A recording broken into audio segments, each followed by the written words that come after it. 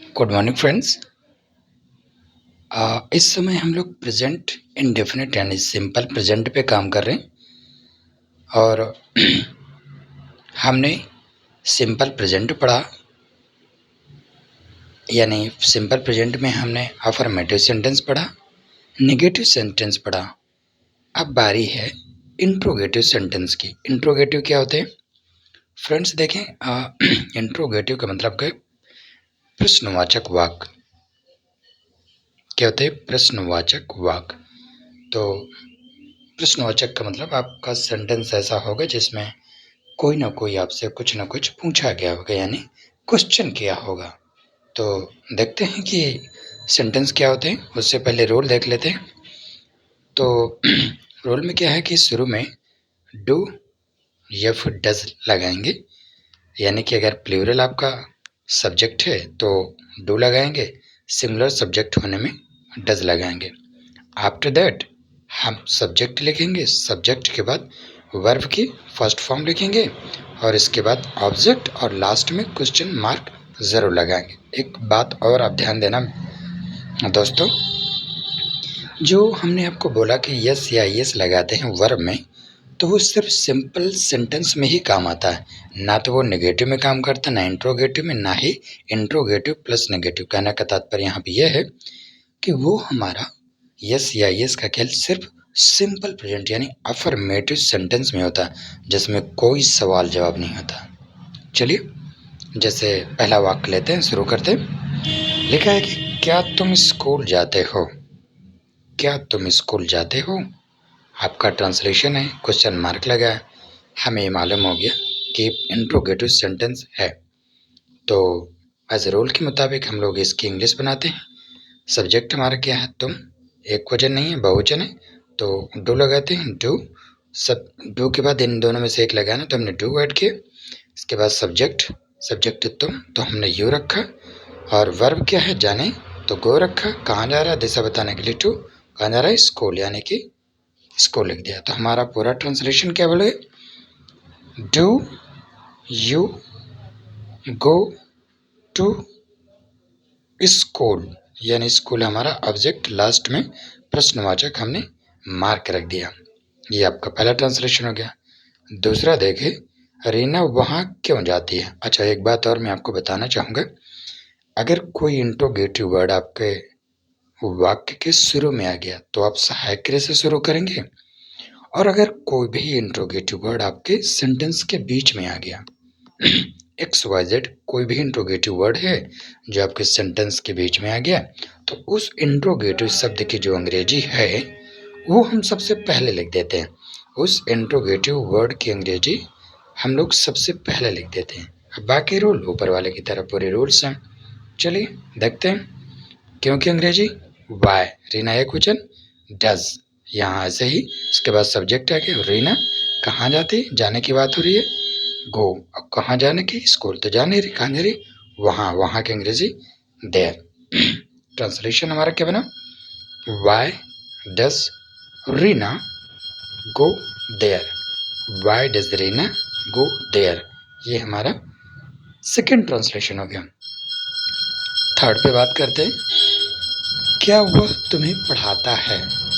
शुरू में क्या है आप देखेंगे? डस, क्योंकि ही आपका एक वचन है। डस सब्जेक्ट, ही क्या करता है? पढ़ाता है किसको? तुम्हें। तो डस ही टीच यू, ये आपका लास्ट में क्वेश्चन मार्क लगा। तो ये हमारे तीनों ट्रांसलेशन हो गए।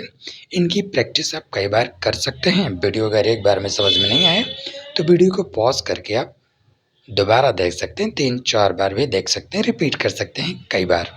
चलिए, ये तो रहा हमारा इंट्रोगेटिव सेंटेंस, और लास्ट हम लोग देख लेते हैं interrogative plus negative. Interrogative sentence देखते हैं। जैसे रूल्स की बात करते हैं तो रूल्स में सिर्फ इतना डिफरेंट है कि आप सब्जेक्ट के बाद नॉट ऐड कर देते हैं। बाकी सेम टू सेम रूल आपका इंट्रोगेटिव के सेंटेंस की तरह रहता है। क्योंकि इसमें नहीं शब्द जुड़ा होता है, इसलिए सब्जेक्ट के बाद नॉट ऐड कर देते हैं। देखते हैं रूल। डू या डज, एक वचन होने पर डज, बहुवचन होने पर डू। डू या does plus subject plus not plus verb की फर्स्ट फॉर्म प्लस ऑब्जेक्ट और प्लस क्वेश्चन मार्क होगा। पहला सेंटेंस है, क्या तुम स्कूल नहीं जाते हो? तो तुम हमारा सब्जेक्ट है, तो हमें डू से स्टार्ट करना पड़ेगा क्योंकि ये प्लूरल सब्जेक्ट है। तो आपका ट्रांसलेशन हुआ, do you not go to school. Correct है, do you not go to school. चलिए दूसरा सेंटेंस देखते हैं जिसमें बीच में कब क्या क्यों कोई भी शब्द आता है। तो इस शब्द की अंग्रेजी हम सबसे पहले लिख देते हैं वाई। अमन एक वचन है तो डज लगा है। Why does Aman not go to market? अमन बाजार क्यों नहीं जाता है? लास्ट में क्वेश्चन मार्क लगाना मत भूलिएगा। देखते हैं आखिरी सेंटेंस, क्या वह अंग्रेजी नहीं पढ़ाता है? क्या वह अंग्रेजी नहीं पढ़ाता है? तो वह हमारा एक वचन है, तो आपका डज आ गया। Does he not teach English? तो फ्रेंड्स, हमने अफर्मेटिव सेंटेंस पढ़ा, नेगेटिव सेंटेंस पढ़ा, इंट्रोगेटिव पढ़ा और लास्ट में इंट्रोगेटिव प्लस नेगेटिव पढ़ा। मतलब प्रश्नवाचक वाक्य भी होगा और प्लस नकारात्मक यानी नेगेटिव शब्द भी जुड़ा होगा। आई होप आपको अच्छी तरह से समझ आया होगा।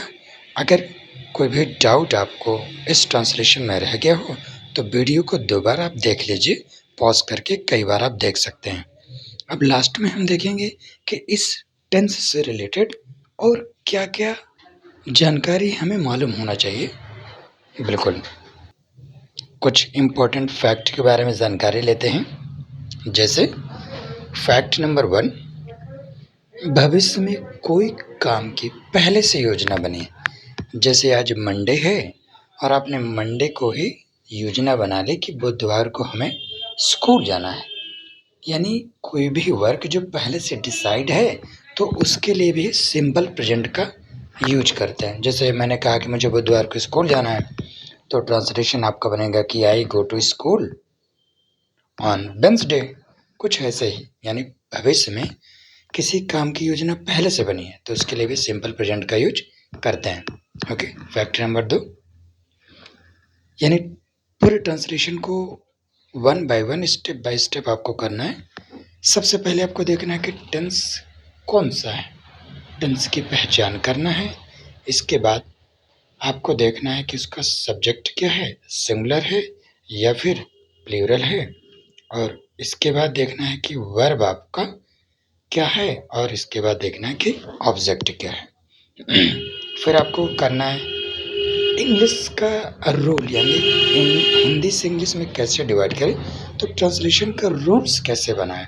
मैंने आपको ऑलरेडी बता दिया, सब्जेक्ट वर्ब ऐसे या फिर लास्ट में ऑब्जेक्ट ऐसे कुछ करके, तो आप उसको देखिए, रूल देखेंगे